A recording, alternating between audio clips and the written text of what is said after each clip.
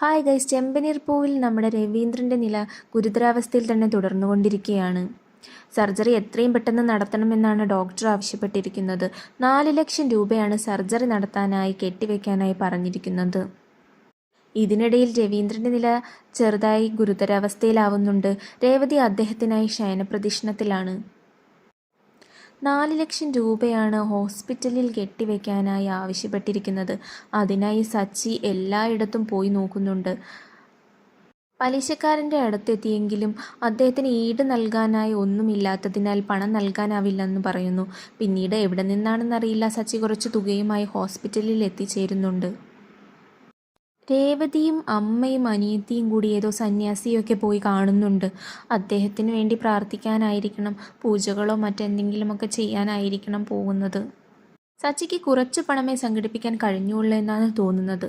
അതുമായി സച്ചി ഹോസ്പിറ്റലിൽ എത്തുന്നുണ്ട്. രേവതി അവിടെയുള്ളത് സച്ചി കാണുന്നില്ല. ചന്ദ്രയുടെയും സുധിയുടെയും ഒക്കെ കയ്യിലുള്ള മാലയും ചന്ദ്രയുടെ വളയും ഒക്കെ സച്ചിക്ക് ഊരി നൽകുന്നുണ്ട്.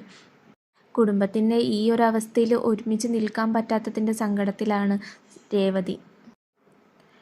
സുധിയാണെങ്കിൽ അവൻ്റെ കഴുത്തിലുള്ള മാലയൊക്കെ ഊരി നൽകുന്നുണ്ട്. ഇതൊക്കെ കണ്ടുകൊണ്ട് രേവതി ആരും കാണാതെ ഹോസ്പിറ്റലിൽ മാറി നിൽക്കുകയാണ്.